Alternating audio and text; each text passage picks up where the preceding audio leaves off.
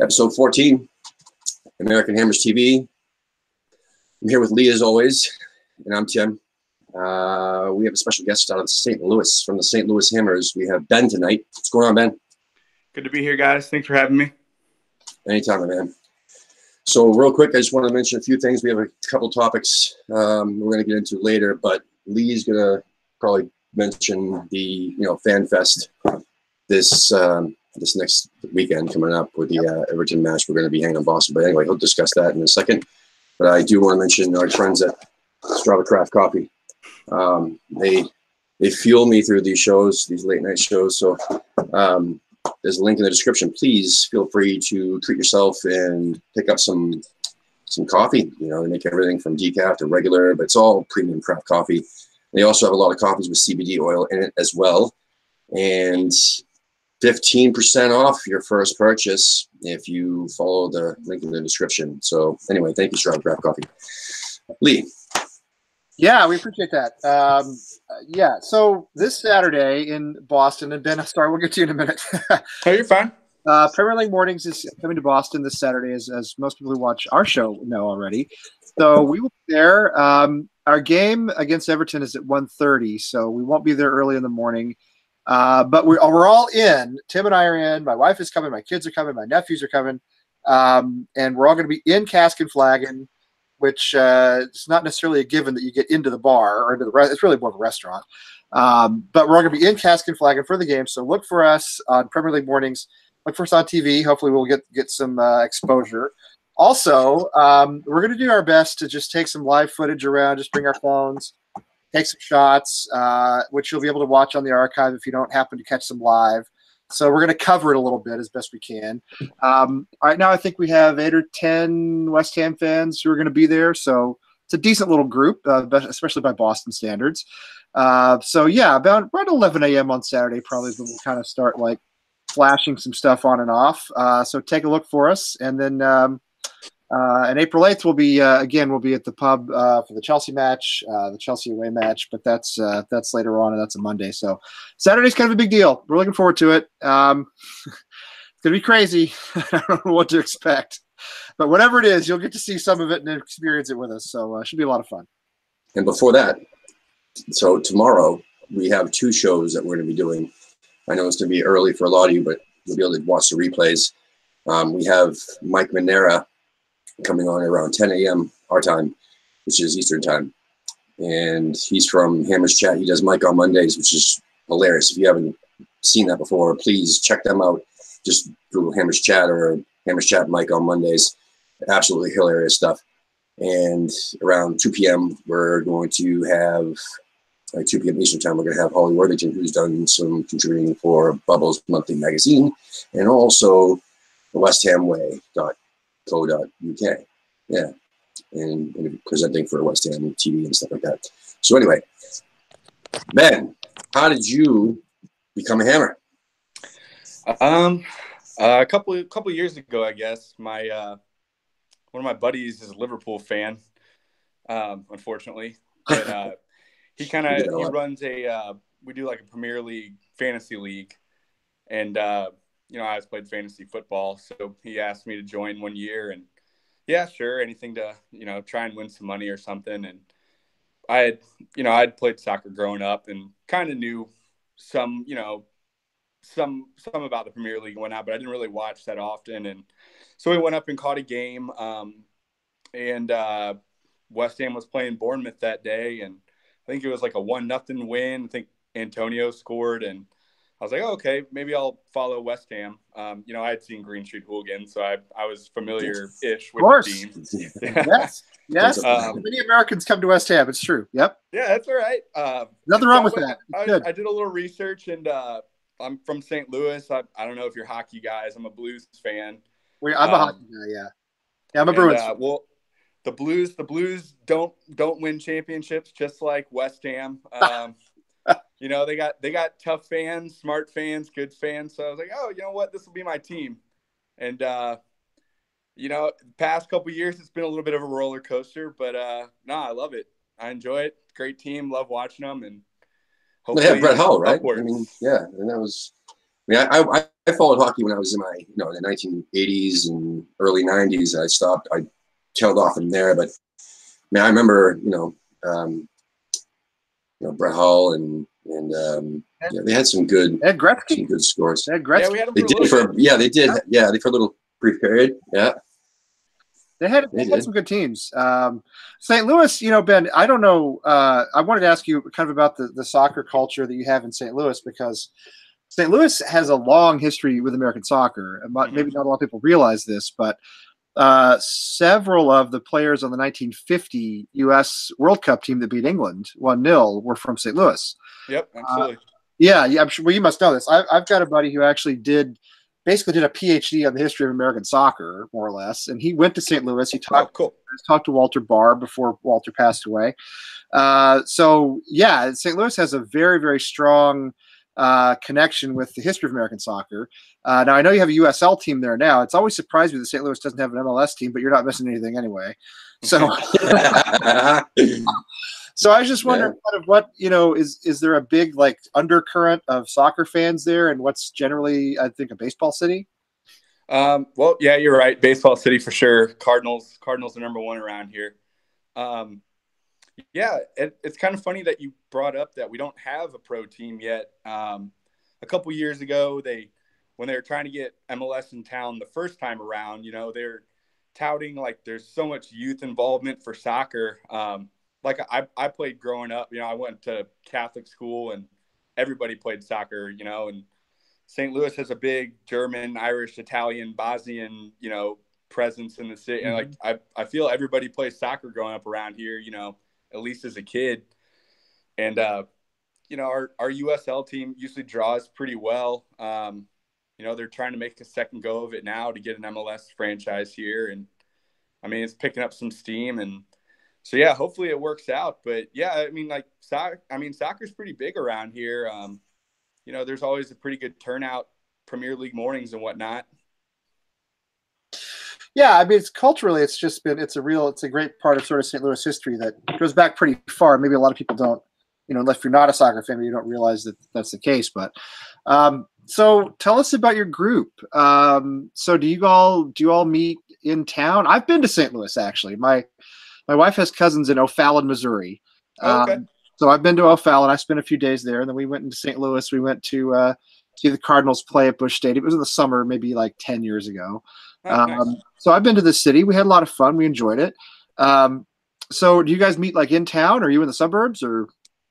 So we go to a bar called Amsterdam Tavern. They're great.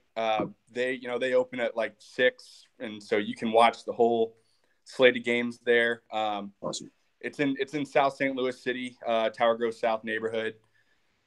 Pretty convenient for me. I live 8 minutes away, just down the street. That's great. Some of our boys, though, they're out in Illinois, so it's a little tougher for them to get there. But they're still there pretty often. And normally there's probably 3, 4, 5 of us. A good day we might have 10 to 12. West Ham's just unfortunately not a flashy team or the cool choice to follow. Yeah. So Amsterdam, all the teams go there to watch their games. Okay. All the team supporters. And it's most, Liverpool and Tottenham guys. Yeah, it gets a little obnoxious sometimes, but they're all good guys. But people who support West Ham are people of character, right? Absolutely. We're never bandwagon fans. We're never glory hunters. You talked about the St. Louis Blues. I was a Boston Bruins fan many years before they won the Stanley Cup 7 years ago, and back when they went through a 4-decade drought. Or close to 4-decade drought, which predated me. So I understand what you mean about cheering for a team that's not necessarily successful. But again, we always say this. I always say this in every broadcast we do. But if you meet another West Ham fan, you're meeting somebody who has some character and some loyalty, because you can't support West Ham otherwise. Right. So I would rather have 10 of us who were like us than 100 of them who are people I don't want to hang out with. So how did you start your group? Or I don't know if you started the group. I think it was a guy who does the podcast who started. But what's kind of the origin story in St. Louis? I know. So Brawley is kind of like our unofficial leader. He does that American West Ham podcast. Yes. I'm going to do with him at some point. Cool. Cool. Just gotta like, it's hard enough to schedule 2 nights a week and every now and then during the day to do this. So yeah, I feel you, man. Time off for another thing is like, it takes a lot of planning. Yeah, I understand. And so Brawley's dad Russ is from England, West Ham guy, and that's probably Brawley was a West Ham guy, and I guess it's probably like 2 or 3 years ago that I kind of was up there, and I'd watched a couple games and got my jersey, and I was just up there having a beer by myself, and I saw some other West Ham guys, and they came up and, hey, West Ham, how? And they're like, oh, come sit with us. And I mean, like, history since then. Great group of guys, and they're all fun to hang out with, and it's a like I said, it's not a big group, but we're a good group. Do you notice guys coming from not regulars, just popping in from time to time, just like by looking you guys up on Facebook or social media and saying, hey, we're going to be in town, can we hang out with you guys or anything like that? You notice any new faces from time to time? What was it? I guess it was for the Huddersfield game. I walked in and saw, a West Ham jersey, a guy I didn't really recognize. So I went up and said, hey, and he was actually with the Nashville Hammers and was in town. And so, cool. We watched the game, shot the shit, we're down 3-1. We're like, oh my God, this is terrible. And then, cut to 91st minute, Chicharito's putting in the winner, and we're, jumping and so it was cool having him in town. And I'm actually going to Nashville. I'll be there when we play Tottenham. So I was like, oh, hey man, awesome. Got his number. So I'm going to try and meet up with them. I'll be there for a bachelor party. So I don't know how awake I will be for that game, but I'll be there. There's a lot of that going around actually. For the Everton match, I guess DC Irons are going to be hosting the Charleston Hammers, the Holy City Hammers. I think Nashville's going up there too. I'm not sure. We didn't mention it. There was 3 groups traveling up to DC. Oh, cool. And that's awesome, man. And like we had San Antonio on, or the Alamo City Hammers on.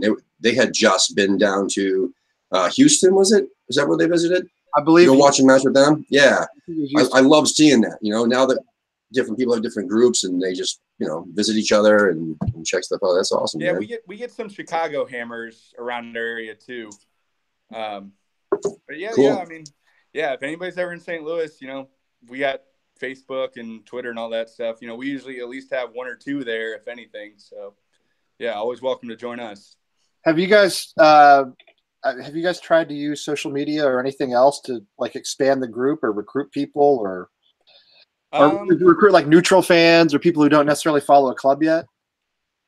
Social media, not so much. I gotta be honest, I think we're not as on top of that as we could be. I mean, people have other stuff to do, it's tough to.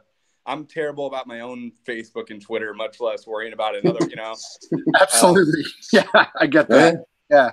But I've had, I can get friends usually up with me from time to time, even if they're not soccer fans, you'd be like, hey, let's go have some beers at 9:00 in the morning. Usually people are down for that.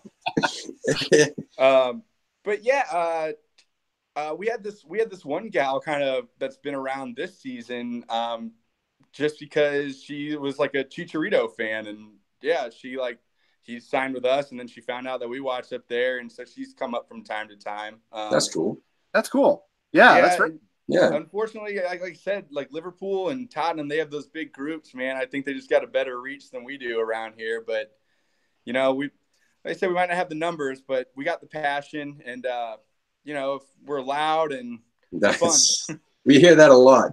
That's what all the groups say. The groups with low numbers, they always say that they out-sing the other groups or they out-cheer the other groups that are in the larger groups. I hear that a lot. It's not about the numbers anyway, right? I mean, West Ham support in the U.S. will never be about the numbers, unless we pull a Manchester City and sell out to a bunch of billionaires who fund a massive influx of players. I don't mind it not being about the numbers. I like it being about the character. But so give me an idea of what the atmosphere is like. So you all are there Saturday mornings, Sunday mornings, and you got what, a corner of the pub, or are you all mixed in with the other fans, or how does it work?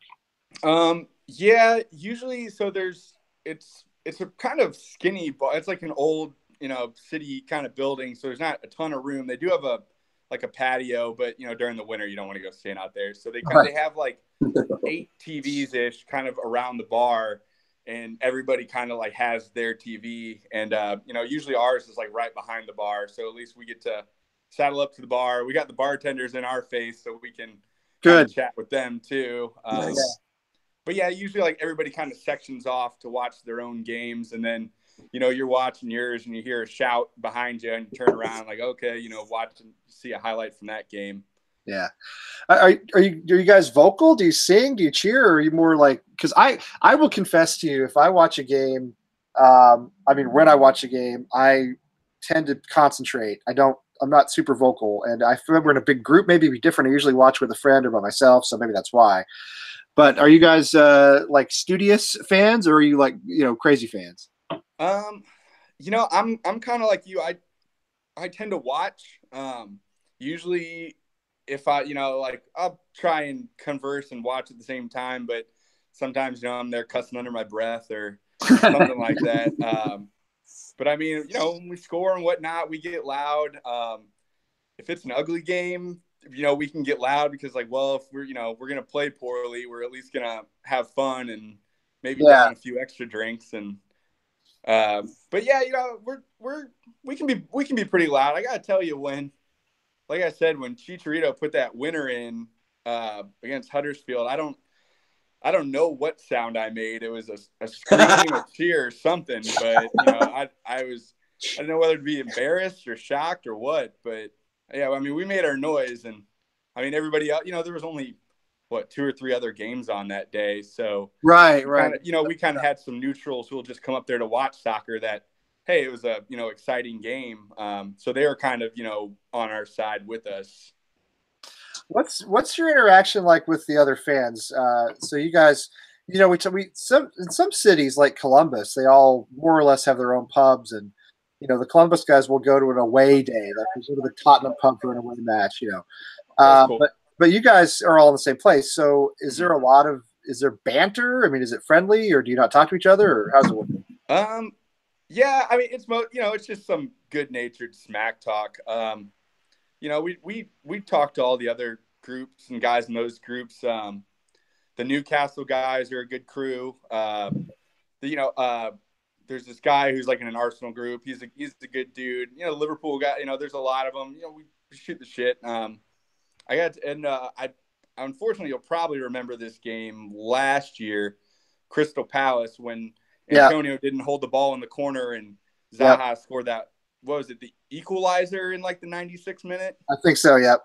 And at that point, all the other games had played out, and I was the only West Ham fan there that day. So everybody turned to look at me, and I'm shocked and like, what the hell just happened? But I got to tell you what, I did not pay for another drink the rest of the day. Everybody else felt so bad for us that they were like, you know what, we got you. That's a strong endorsement of the people you're with. Actually, that's really cool. I say, you know what? No matter what team you're rooting for, they're all a pretty good crew. And are you guys mostly St. Louis natives, or are there English guys in your group, or people in your group, or just from general other places? Yeah, like I said, like Russ is originally from England. We had a couple guys that are over in Illinois, like I think like Edwardsville area, that's like 30 miles away. That's like East St. Louis type area. Yeah. I know East St. Louis is a rough part of town, but yeah. But that's that part of more or less part of the city. Yeah. Mm-hmm. So we're all kind of like, to say you're St. Louis is kind of because like there's the city, and then you have like North County, West County, South County. It all kind of counts. Like we're kind of spread out, but I would say probably everybody's within 20, 30 minutes. I'm pretty sure we're all about St. Louis natives ish. That's cool. Actually, I think that's really cool. I mean, we have found so far a real mix. You know, you get groups with a lot. We've had, you know, Wayne from Dallas is English, and we had John from Las Vegas on last Thursday, and he's actually from Canning Town. You know, he's a native. So we've had some guys on who are English guys who are living over here now. But we've also had a lot of guys who are, you know, just like us. We're Americans and, you know, born and raised here, and we've just you know, come to West Ham in different ways. So I think that's cool. Yeah, the guy from Alamo City was from England too, wasn't he? Yes, that's right. Yeah, the guy from Alamo City, who I think he was from Belfast, but he grew up going over to West Ham and has the most amazing Texas-Irish hybrid accent I've ever heard. Yeah, that was awesome. Yeah. Which was cool. But his buddy with him was a San Antonio native. Paul was a San Antonio native. Yeah, that's true. Yeah, it's kind of a nice mix. Yeah. So have you had a chance to go over for a game? Never been over for a game. Went to England when I was 15, 16. We did get to go tour a soccer stadium. Unfortunately, it was Stamford Bridge. I was over there with my cousins. How were you supposed to know? Yeah. Well, I was over there with my cousins, and they were big soccer guys growing up. And Chelsea had just won the Premier League the year before, so they wanted to go check it out. You know, we got to see the trophy, which was really cool. That's cool. But in retrospect, I'm like, man, we were in London, and, you know, it's like what could have been. But I think we tentatively have a trip to England planned for 2020. So we're going to try and work it out that, hey, we could get over there, hopefully, you know, get to a game. If not, at least kind of get somewhere where we can experience the atmosphere a little bit. Are you in the group, like part of the St. Louis group? No, like my girlfriend and some of our friends and whatnot. Oh, okay. Yeah, we could work it out where people could go over there and meet us for a game. That'd be cool. Well, that's something we've thought about as part of our mission, is how can we facilitate that. And we've kind of started, you know, we've just barely sort of looked into, like, is it possible to have tours where we get a bunch of American fans together from all over the country? We fly out of, you know, New York or whatever, and we all go over at once, like 100 of us. It's very much on the drawing board at this point, but yeah. Well, you got to start somewhere. That's right. Exactly. Yeah. No, you do. So that's. I think that even if you went over and you just watched the game in a pub over there, you know, it's a different experience altogether. I mean, yeah, as I'm sure you realize, but yeah, that's cool. That's cool. I don't know, Tim. What's on your mind? Oh boy. Well, when I was over there, I got to see the Charlton Athletic Stadium, and I was a day short from catching they were in the playoff finals in League One. Yeah, League One. Yeah, it's like third division. That would have been awesome, man. Just to catch the experience from a different, you know, atmosphere, because basically their stadium is maybe 10,000 shy of what the Bowl-In was, you know, and that would have been like my closest atmosphere, because that stadium is sit, you know, right amidst all these residential sections, and it would have been like the closest thing to experience the bowlings. I never, you know, we've discussed this many times, I've never been to, you know, bowling ground, but you know, I would love to get a group going over there to Olympic Stadium, and even if it's just our guests that we've had on, plan something with them, or start small and go from there and see what everybody's up to. Yeah, you know, go over together, and maybe that'll snowball. I don't know, but that's definitely part of the plan. What's going on? All right, international breaks. No injuries so far, right? I hate international breaks. Only bad things could happen in international breaks, basically. I mean, it's nice that England won. It's great that Declan got his debut. He seemed to do fine. I didn't actually see the game. If I'm perfectly honest, I just didn't see it. So I don't know how he did. But from what I read, he was fine. He was fine. They were up 3-0 when he came in. What are you going to do? Yeah. So, It was the interview after the game. It was interview after the game. Well, I'll tell you, there are two things that struck me about that. One, it was very clever and sharp to say that in that moment. And two, it gives me confidence that he is West Ham, that he loves West Ham, that maybe West Ham means more to him than it did to, you know, Dimitri Payet or Marko Arnautovic, or players you want to go back, you know, as far as you want, players who have kind of turned their backs on us. Hopefully he's not that guy, you know. Hopefully he's somebody who has a real love for the club, because I think that was a great a great comment to have made to please the fans anyway. So it made me happy. But me too. I don't know. Did you actually see him, Ben? Did you see any of the England game? I just didn't. I just wasn't around. I didn't see any of the England game. I just kind of read the recap. Yeah. I did see. I think today Marko Arnautovic scored for Austria. Scored twice. Yeah. Okay, twice. Cool. But they still lost. They lost to Israel. They lost to Israel 4-2.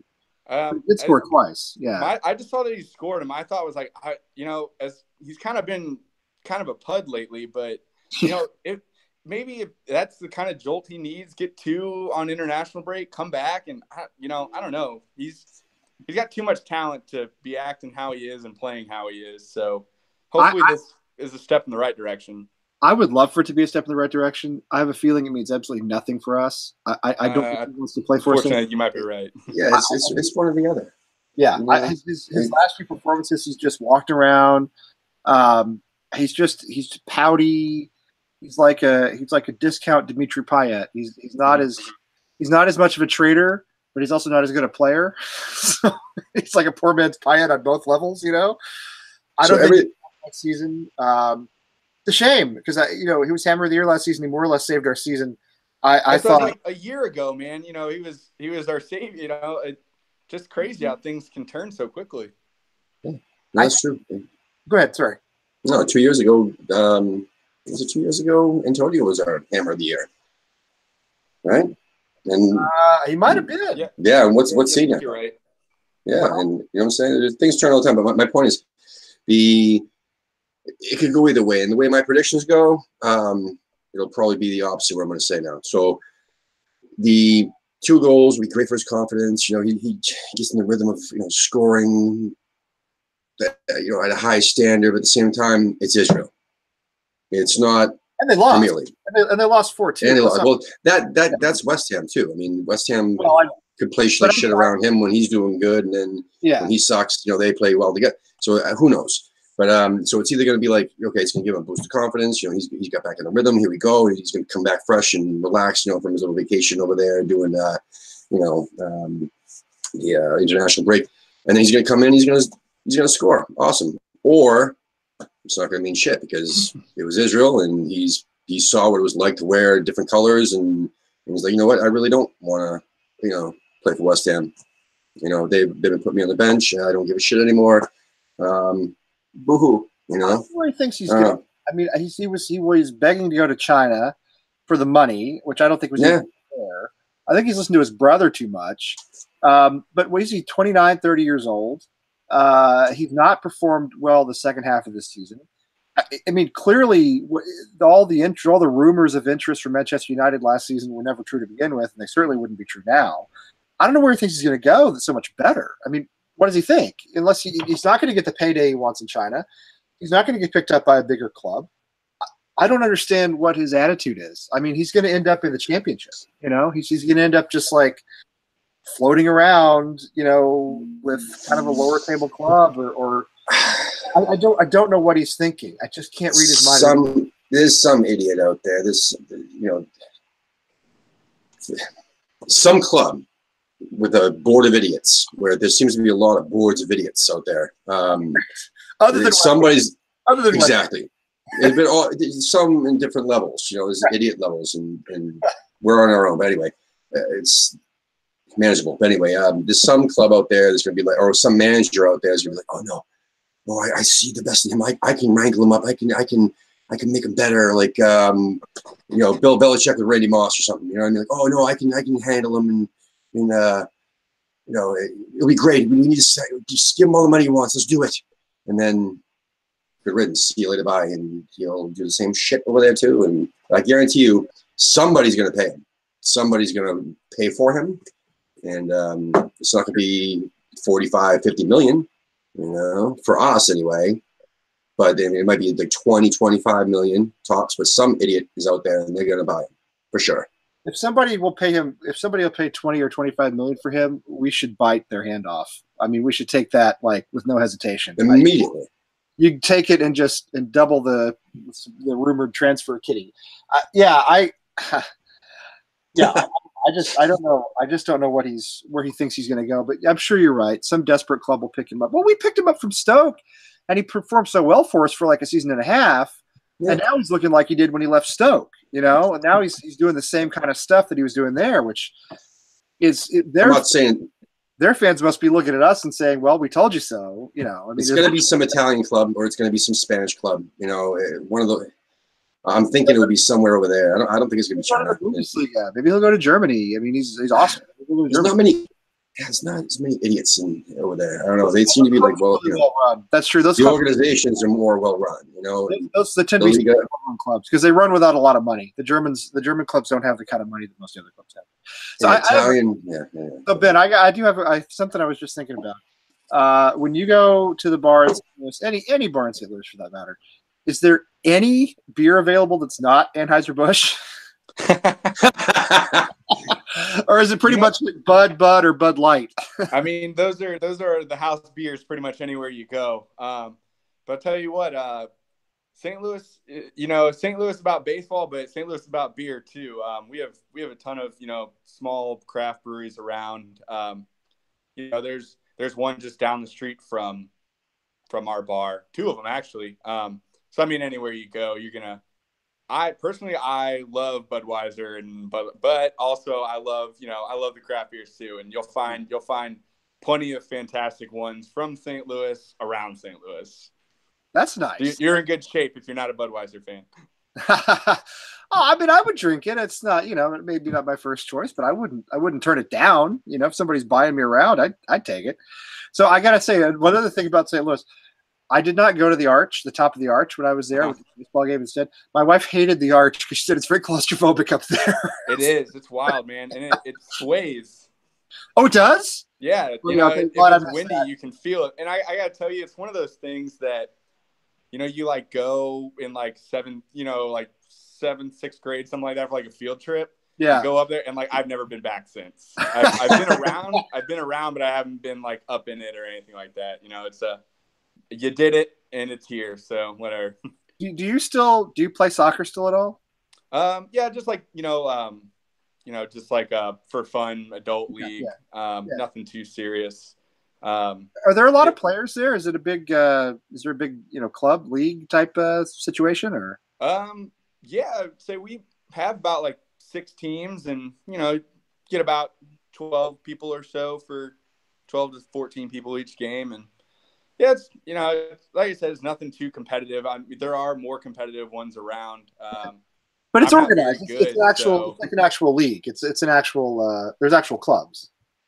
Yeah, sort of. Kind of. It was put together, I think, by like a group of friends 6, 7, 8 years ago, something like that, and they kind of all became like a captain, and I heard about it through one of my friends who knew one of them, and kind of just joined up and. They're always like, hey, just invite people out just so we have full sides, and I just stuck around, and some people stick around, and some people, they're a one and done. Any other West Ham fans on the team with you? Unfortunately, no. I think last year maybe.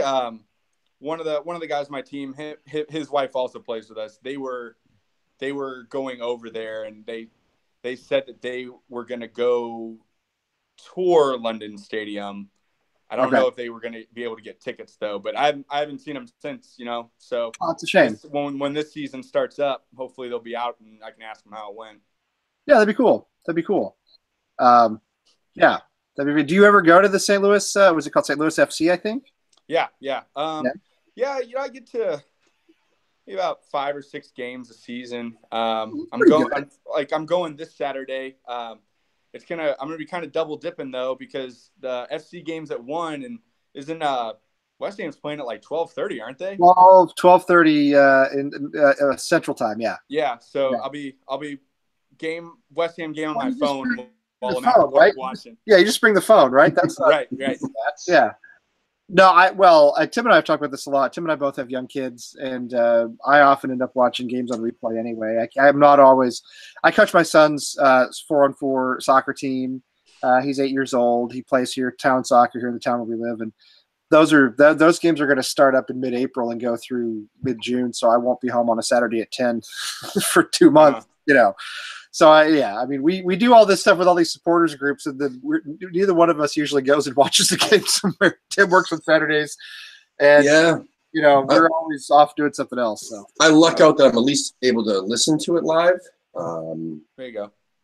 Their website actually has a decent stream to listen to the audio versus I guess sometimes Talk Sport, the app, will have live stream. Sometimes TuneIn Radio will have a live stream. But again, if you don't even have an app, just go on your phone, open up your Chrome or Safari or whatever, and go onto their website, and right on the main homepage will say "Listen Live," and just you hear the whole thing. So because I'm out on the truck all day, not driving, but I'm on the truck, and because of that, I'm only able to listen to the game, and then I watch it back, when I get home. Right. But that's just the way it is, man. I often end up, I'm often like avoiding social media, or trying to if I'm not around. So yeah, it's you could go to see that. You go to a live match and bring your phone with you, and you'd be fine. Just absolutely. You're not gonna see. Nobody's gonna say anything to you anyway. So. Right. Yeah, you ought to be okay. You ought to be okay. Yeah. So there's a few more topics I wouldn't mind throwing out there. Let's do it. We kind of discussed it beforehand. Now, the West Ham women, they've been playing very well. Yes, good to the ladies. Yes, to the women. I'm sorry, it's the women's. It used to be called the ladies' team. Now it's called the women's team. So we'll call they are called the women's team, and they are playing, I think, Reading. Right? They got matched up again. Playing Reading. Yes. From what I understand, Reading is a really good women's team. So I think this is a little bit like going up against a Manchester City or Liverpool. I could be wrong about that, but I get the sense that Reading is a big matchup. Yeah, FA Cup semifinal. Yes, semifinal. That's awesome. West Ham club in a semifinal of a competition. When was the last time that happened? It's their first season in the top flight. Of course, FA Cup is not relevant to that, but it's their first season in the top flight. They're doing pretty well. They've certainly been competitive against a lot more established teams. Like Arsenal has had a team for many years, and I think Manchester City have two, and I think Reading. So yeah, I'm really proud of them. I follow their results. I watch their highlights. To me, they're West Ham, completely. So I'm very excited for them. Yeah, and I think it's fantastic. They're in a semifinal, and I hope they get a lot of fan support over there, and I hope they get people coming to the match and following, and just think it's positive altogether. But they've posted a few matches. I think it was like regular season matches, not the cup matches, on YouTube Live or even Facebook Live. They had something. So one of them had technical errors, maybe in the 60th minute, so we weren't able to check the finish. I think it was a match against Everton. They were drawn, and then they ended up losing, and nobody saw, well, the finish. The FA Cup quarterfinal, I believe, was on, I think, Villa. It was against Villa, and I think Villa actually broadcast it on their website. So, oh, really? No, that's cool. So I wasn't able to watch live. I wasn't in a good situation to watch live on. I think it was last Sunday. Don't think we. But between that and social media, I mean, anybody who's watching the show can, if you haven't already, start following them. I mean, they're heavy on Twitter, they're heavy on Instagram, and even Facebook. So I like women's soccer. I used to write about the Boston Breakers years ago for Bleacher Report back when we had a team here in Boston. Do they still have a team in St. Louis, Ben? They had a women's team in St. Louis for a long time. Yeah, I think they might have tell you what their league is. It's not NWSL. Yeah. I know they do have a women's team here, and I got to be honest, I haven't been to one of their games, and I think they play at the soccer park where FC does, but yeah, to be honest, I don't know much about them. Yeah, it's not a sport not a league that gets a lot of publicity. I used to enjoy those Breakers games, but I used to my buddy who has a PhD, and we used to go and we wrote about him for Bleacher Report. We go interview the players and so forth. It was a lot of fun, but that's been like 10 years. The Breakers folded 4 or 5 years ago, so unfortunately. But yeah, great for the women's team. I don't know, Tim. I don't know if this was the next thing on your list, but Jack Wheelchair is it was. Yeah. I had, of course, forgotten that he even played for us because I don't think he's played since like the 3rd or 4th match of the season, something like that. No, I'll be honest with you. It was 3 weeks ago when they first mentioned that, okay, he's out for the season. and then like officially. Of course, he. Yeah, well, that was when I'm like, oh shit, we have Jack Wilshere on the team. Right. I forgot about that. so where Ben, what do you think? If and when he returns to the first team, and of course he'll have to have those, matches where he runs out for the last 15 minutes or whatever, and gets back into rhythm the way Lanzini did. But where do we put him? What do we do with him? I mean, I don't know. I feel as though we have a lot of midfield players. So. Yeah, that's a crowded crew because you also got to think like hopefully Yarmolenko, he's back next year too. Lanzini, I'm hoping that they keep Nasri around. I do too. Yes. And then you got Rice and Anderson. Yeah, it's crowded. I guess it's a good thing if you're gonna have injuries. I don't foresee him getting much time, at least in a starting position, maybe super sub, but I don't know. I wonder if it might be time, and I'm not the first person to say this. I know somebody, I think it might have been ex-West Ham employee on Twitter, who everybody should follow if you don't follow him already, on wherever he does things. He knows everything. I think, I don't want to attribute this incorrectly, but I think he said, it may be time to give Felipe Anderson a rest. Like, he hasn't looked great in our last few games. I agree. He's a great player. He hasn't looked great. He's looked a little tight. He's played a lot this season. So maybe, I don't know. Obviously, Wilshere's not going to step in that quickly, but maybe there's an opportunity to get a Snodgrass back in. I don't know who you push over to the left to take Anderson's place, but, you get like a Rice and Nasri kind of in the middle, and maybe have Snodgrass back in. Maybe Antonio fills in on one side or another. I don't really know. But it might be time for Anderson to get a little sit down. I know. Well, Antonio used to be so great, and I don't know what happened to him either.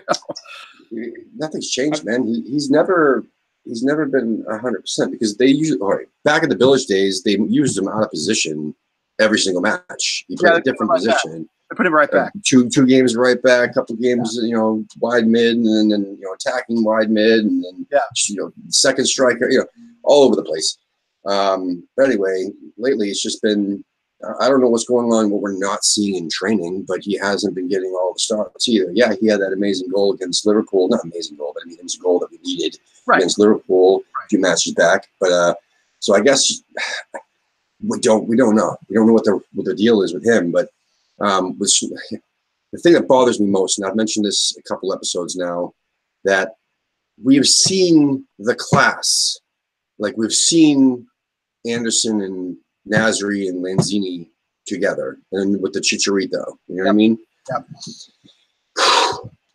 You're going to disrupt that now. If you take out any one of them and you put in a Snodgrass or an Antonio, who are not near that class. So you got these class players playing, right next to each other with each other, and then you take one of them out and you put a not so good guy in, but he's not a bad player. It's just not at the same. I really personally think that.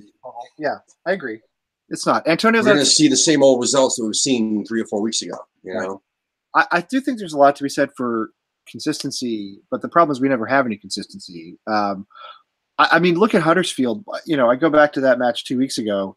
70 minutes of absolute dross, and then 20 minutes plus extra time of looking pretty darn brilliant once Nasri came on. I mean, you got to have Nasri in the starting 11. I think it's a huge mistake not to use him more than we've used him.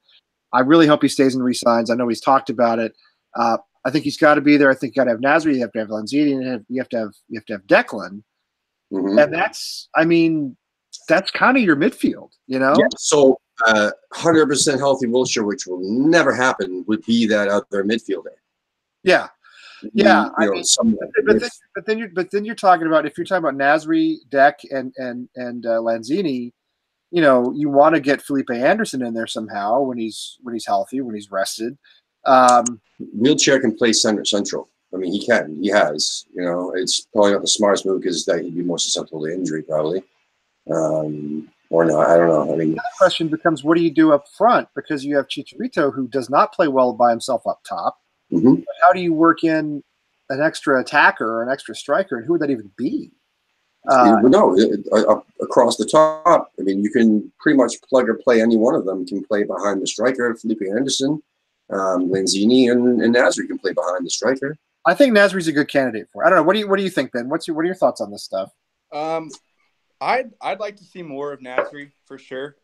If I remember, he was out with like an injury for a couple weeks there, right? Some kind of ankle knock or something. Yeah. It's always tough to bring a new guy in, in January, and he came with some baggage. So I don't know how long it takes to kind of shake that off, along with any rust of not playing super competitive football. Right. I'd like to see more of him. I think Antonio's played better this season, better than he did last season, at least. Probably. I agree with that. And the thing, at least that I feel with Antonio, he's athletic, he's fast, he's strong, and he is a serviceable. He can play striker, he can play winger. Like you said, he played right back a couple of times. He's a utility player. He's athletic enough, and maybe not starting quality like you already said. We have so much class and talent that needs to be on the field first. But hey, I mean, he's not a bad athlete to have come off the bench later in the game. When defense has some tired legs. Yeah, correct. That's absolutely. Yeah, but I'm interested to see what they are gonna, because apparently from what I've heard, Chicharito, they want to keep him through the summer. He still fits into Pellegrini's plans from what I've heard. Yep. So, I mean, that's going to be something that needs to be figured out because, I mean, yeah, that's just not the type of player he is. He's not a lone striker. He needs to play off somebody, which is fine.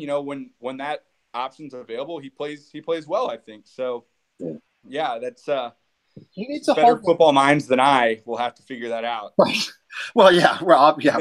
I mean, we're obviously we're just amateurs, but I feel as though we need somebody to hold the ball up for him and because he's a poacher. We all know that he's never going to score from outside the box. He doesn't do that. He's going to score standing 2 feet in front of the goal. He's going to so we've got. I feel as though I think Nasri is somebody who could play more forward and kind of get the ball into him the way he did against Huddersfield, and make more of an attacking midfield role out of it, and almost like a hybrid sort of striker type role.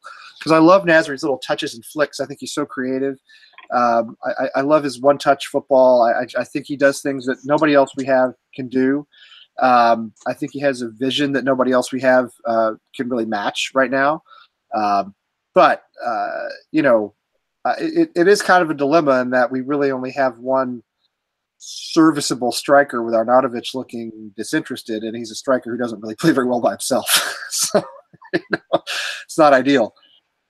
The other thing that baffles me, that has baffled me all season long, is our defense. If you look at, I know Tim, you don't like Fabianski. We disagree. That's okay, but Fabianski leads the Premier League in saves. All right, whatever you think of him as a keeper, he's got more saves. Okay, but that's not the point. The point is not about him. The point is that means we have a problem in defense. You don't ever want your keeper to leave the Premier League in saves, right? No matter how good he is, the point is he's seeing too many shots. If that's the case. And I look at our players, and individually, I think, well, I love Issa Diop. I know he had a poor match against Huddersfield, but generally he's been good for us. I do think he and Balbuena are good in central defense together. Abana runs very hot and cold. Zaba runs hot and cold here recently, and frankly, so does Fredericks. But I can't identify. I mean, I'm having trouble looking at our back four and saying, "Oh, here's the problem." I don't know who it is, or if there is one, or why there's not more sort of cohesion there, and why we give up 3 goals to Huddersfield, or 2 to Cardiff, or 2 to Bournemouth. Or any of these clubs at Cardiff score like 15 goals all season or something, and they score 2 against us. I don't know. Do you have any thoughts on where we're going wrong defensively?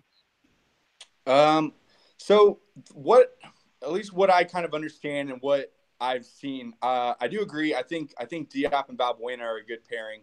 Diop didn't play well that last game, but it happens. And he's young. He's like 23, 24. I know that.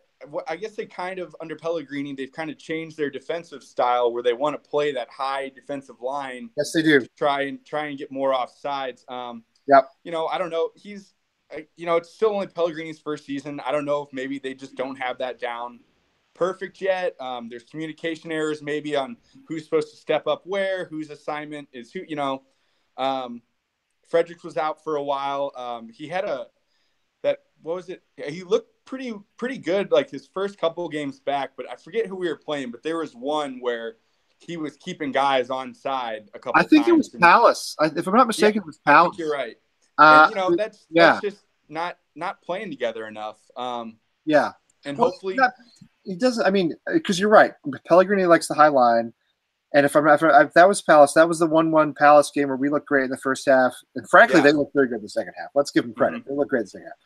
But on their goal, Fredericks was keeping the goal scorer onside, and there were 2 or 3 other situations where Fabianski had to make a save, or they just missed, where it was the same thing. You think, oh, this guy's offside. Oh, but we know there's Fredericks standing like 6 yards behind everybody else. Right. So it may be just a lack of practice for our training, or what I'm hoping is that it's not like a mental thing. You know? Right. Yeah, and I don't know if, you know, hopefully, you know, Balbuena, I thought they looked pretty good, and then Balbuena got hurt. Yeah. You know, I know they practice together every day, but I mean, there's a certain, you know, mojo you have, and then you lose a piece of that, and, you know, it can throw things off. So hopefully, it takes an understanding in central defense too, as to who's going to mark which man. You know, you get a telepathic sort of, you know, understanding with the other player, with those 2 players next to each other. And I think when we lost that, I think Balbuena and Diop were starting to get that, and then we lost Balbuena, and we had put Ogbonna in, who again sometimes is brilliant, sometimes is terrible. We just didn't have that, you know, that connection anymore. And not always look comfortable in Pellegrini's system. Although against Liverpool, he was fantastic, you know. So, right. I mean, against Manchester City, he was fantastic. Really good. Yeah. He's coming from Ligue 1, and he's 23 years old. And so it's a matter of, you know, it wasn't going to be perfect with Diop, right? Yeah. He wasn't going to come in here and he's super young. It's still, especially for a defender, super young. That's true. He's not even close to his prime, which is great for us. I mean, eventually he's going to be awesome, just like Declan Rice. He's not even at his best yet, not even close. But the thing was just lack of depth, man. We don't have it. And Ogbonna, like you said, I mean, he's always been hot and cold. And, you know, the Balbuena injury killed us. And it doesn't matter who Diop is playing with. I mean, he's not going to be perfect every single match. No, he's young. He's you know, well, I mean, he's been pretty bad in a couple, you know, matches. And that doesn't surprise me because, again, this is the fucking Premier League. You know what I mean? He's going against, you know, teams every single week that he's never dealt with before. Even the worst teams in the Premier League are not the same as the better teams. There's only 2 teams in France that are anywhere near Premier League quality. That's PSG and Lyon. And because I do follow the French. I lived in France. I follow French soccer. I follow Saint Etienne, which is, you know, actually a fairly large club by French standards, but would be about bottom of the championship in England if they were lucky. Those little clubs in France are just like minuscule. So yeah, even the one Diop comes from, Toulouse. I mean, that's a decent club in France, but that's a League One championship side in England. So yeah, I think he's played above his head, and I think he's extremely talented. I have a lot of confidence in it. 100%. He shows glimpses of that all the time, you know, and he has had a couple great games, but he's also had a couple opposite. And I think fatigue gets to these guys too, you know, especially guys like Anderson and Diop who've played a lot of matches for us. Goes back to lack of depth. Yeah, lack of depth. Now, you were mentioning before, we were talking about, you know, the midfield and what we're going to do, and we're going to have so many, you know, class players. And so Yarmolenko is another one of those class players too, that's what we want. We want that problem to have. We want the depth of, you know, these great, super class quality players that don't have the Arnautovic attitude, which Yarmolenko doesn't seem like he's that type of guy. You know, Anderson doesn't seem like that type of diva. Same thing with Lanzini or, you know, Nasri. They don't seem like they would bitch about being on the bench for a game or two, you know. And but anyway, you guys were talking about Chicharito not being up there by himself. And off the air, Lee and I were discussing that back in January, or actually it was December, when we first heard that, there was a potential move to China for Arnautovic, they're looking at, who they're going to replace him with. And since that window, there's been a lot of discussion of what's going to happen in the summer when he leaves, Arnautovic leaves. What are we going to do? What do we do? And they forgot to mention the same person that they were discussing back in the end of December, early January, which I think would be an absolute perfect fit. And that's Joshua King from Bournemouth. He's a Norwegian international player. He scores goals internationally for them. It's not just, just a slub, Yeah. He's actually been scoring goals for Bournemouth, including goals against West Ham this season, and the season before that. So he's if you look at his goal scoring record, I mean, it's just as good as Arnautovic, and it doesn't seem to. He's 27 years old, and it's not like we're looking at, Olivier Giroud in this offseason on the free, which I've been seeing stupid reports on. He had a penalty for Norway yesterday. They lost to Spain 2-1, which is respectable. He had a penalty for Norway. So, yeah, no, he's – and you know what? Let's face it. He's going to be in David Sullivan's price range, right? I mean – 100%. We're not a 50 million pound player here, right? We're talking about a guy who's going to be in the teens probably somewhere, and we can do that. We can pull that off. Yeah, look, I mean, you talk to anybody who have even had on the show. I mean, I don't know how many of us are going to even know who Joshua King is. Right. I mean, because Bournemouth's one of those clubs that nobody gives a shit about. Under the radar. Yeah. So until they beat us, which they have. No, a few weeks ago. Yeah. yeah. But no, I really think that why not bring that up for discussion again? Because we definitely need strikers. Obviously, that's the there's nothing more obvious than that. But we need defense. We need defenders. I don't give a shit what part of the defense. We need a whole new back line. Not necessarily. I'm not saying buy 4 new. Spend all our kitty on 4 new top of the line defenders. I'm just saying we got to need backups. In case we have injuries again. You can never predict the injuries in this league. Just look at this season, the season before that, the season before that, the season before that, and so on and so on and so on. We've always been, dealt with injuries. And you know what's interesting is I feel as though part of what has kept us mid-table this season, believe it or not, is that we have had a little bit more depth than in the past because we did spend a little bit of money last summer. So when we lost to Balbuena, I mean, okay, Ogbonna is inconsistent, but he's not garbage, No, he's had a good game or two in that absence, yeah. And it's the same thing, when Arnautovic sort of stopped caring. Hey, Chicharito has stepped up and scored some goals for us. We were able to adequately replace Lanzini. You can't really replace him; he's a brilliant player. But we were able to adequately fill in for him for the first 25 games of the season or whatever it was, because we've had a little bit of depth that we haven't had in the past. By the way, if you're curious, Joshua King, 28 matches, 11 goals, 3 assists for Bournemouth this season in the Premier League. I would take that. From Bournemouth. For like, you know what I'm saying? For like so he's not playing the shitty Bournemouth. He's playing against better teams. Yeah. Yeah. No, for like scoring goals. I'd take 11 goals. Oh yes, you bet. I'd take 11 goals for sure. Yeah. What do you? Okay. So let me ask you this, Ben. So what do you think is the biggest? Since well, actually, maybe here's a better question. What do we think about Everton on Saturday for the big Premier League NBC Sports game we're going to be going to? I have absolutely no idea how to feel about this game. You get guys coming back from international break, and hopefully they're not tired. Hopefully they're not injured. It's always somebody comes back, and you think he's fine. He didn't play or only played 10 minutes in an international match, but it's, oh, well, he picked up a knock, and now he's out for 6 weeks. This happens all the time. Mm-hmm. Hoping we don't hear that.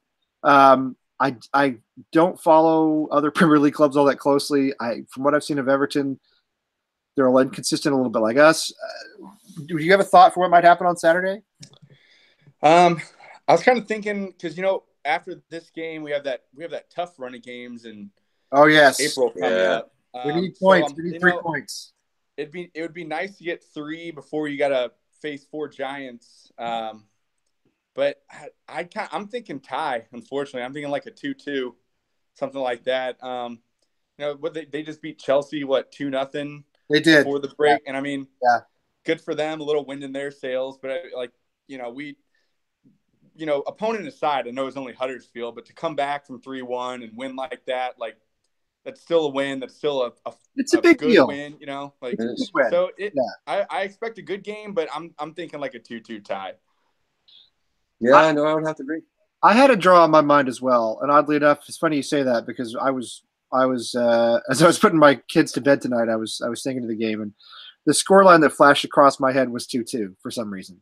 Like again, I think we're susceptible to giving up goals, but so are they. I think we can score, and so can they. I could see it being a draw, and that's not really what you want from a home result. But I think at this point, I wouldn't be too upset about it. Yeah, no, I haven't seen any information on if they have had any injuries from international break either. But this last game against Chelsea, the two biggest threats in the team, Sigurdsson and Richarlison, that they definitely scare me. So if they're healthy, I mean, there's your 2 goals right there against our 2 goals, wherever they come from. We beat them. We beat them at Goodison Park. I think it's very tough. We almost never pull the double over anybody in a given season. I mean, not Cardiff, not I think we did it to Newcastle, and I think we did it to Huddersfield, but it's very, very rare for us to do that. So yeah, I'm hoping we don't lose at home. I'll tell you this though. But we won't. I think we're on 42 points now, if I'm not mistaken. I think we're at 42 points. Yes. I just want one more point, and I'll tell you why. The largest point total ever for a relegated club, 42 points. West Ham United, I believe it was 2003. I'm not saying it's going to happen this season. I'm not saying it's going to happen. I'm just saying, as a West Ham fan and naturally paranoid as a result, one more point would make me feel so much better going into, Chelsea away, Manchester United away, Tottenham away.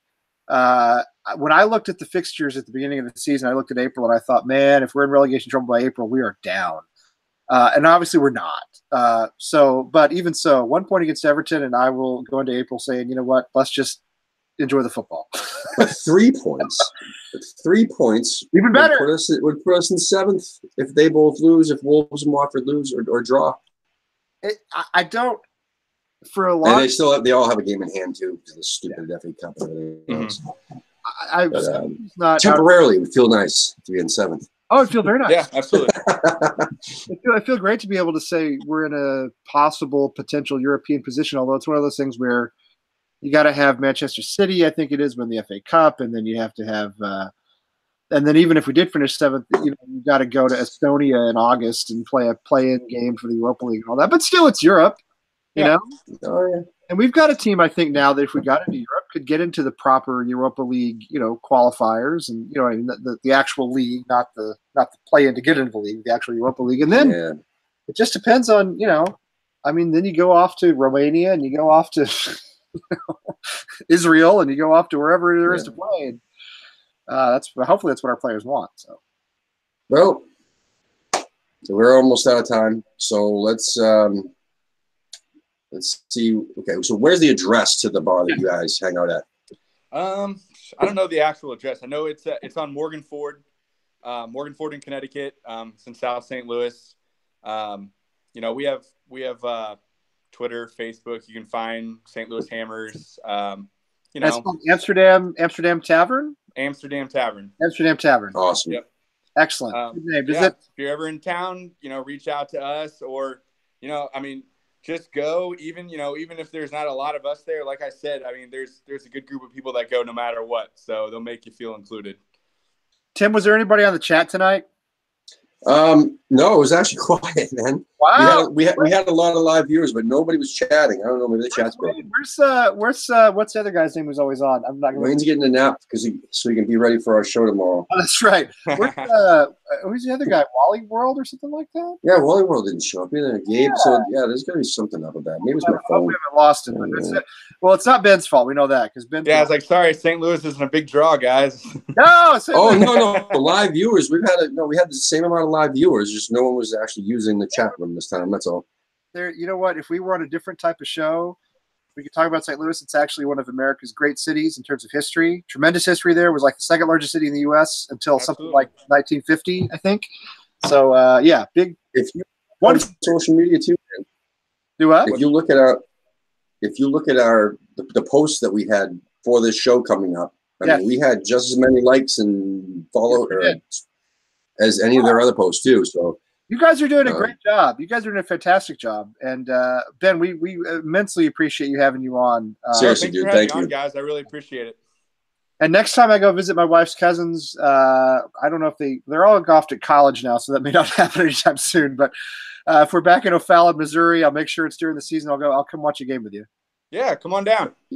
Well, kind of like they have that, the 92 thing over there in England where everybody's trying to, catch match at every single stadium. I think we want to actually, we want to eventually hit up all of our supporters groups and visit them because I'm going to be heading to Dallas the 12th, but for the 13th, the game against Manchester United, I'm going to hang out with Wayne and trying to get the Oklahoma guy to come on down, trying to get the Houston and the Alamo City Hammers to come on up for that game. And anybody else who wants to travel to Dallas for that weekend, that'll be awesome. We can all hang out and have a good time. I wish I could go. That's my hometown. I wish I could go, but we have commitments here, unfortunately. Church stuff we have to do because it's Palm Sunday. We tried inviting people to this Premier League Mornings Live thing, and unfortunately, DC Irons took them all and said, "No, you're hanging out with us instead." So thanks, Kostya, and everybody over there at DC. Thanks a lot. Yeah. Yeah. That's all right. Anyway, all right, guys. As long as you're watching West Ham, that's all that matters. Yep. So again, one last thing, just so everybody knows, I try to mention this every single episode at some point. Our mission is to showcase all the supporters groups, and we're going to have on not just Ben here from St. Louis, but we're going to invite other guys in St. Louis, anyone who wants to come on, and same thing with even if you're not in the supporters group or if we've already had DC Irons on, I want someone else besides Kostya to come on. We're also going to have Kostya come back on at some point. We want to keep filling this up because at some point we're going to run out of supporters groups. We're actually getting near there. And there's a few that we just can't get a hold of for whatever reason. So, to fill up our Sundays and Tuesdays, we definitely want to just, even if you're an American soccer fan, American West Ham soccer fan, or if you're an American West Ham fan that moved over to England, right, we'd like to have you as well. So if you're living over there, that are American. But anyway, we'd love to have you back on, Ben, at some point, and we're going to keep on doing this. So, but again, our point is we need to showcase all the supporters groups, try to grow the American West Ham fan base. That's our main mission. And if you're someone's not in the supporters group, we want them to see and listen to your story, Ben, and say, I want to start my own supporters group, or and also the people who might be visiting St. Louis. This gives them a holy shit. There's there's a group in St. Louis. Oh, I'm gonna be in St. Louis. Let's check them out. Let's go to the Amsterdam Tavern. Yeah. So that's our mission. Anyway, come on, you Irons. Come on, you Irons. Thanks, guys. Thanks, Ben. Thanks, brother.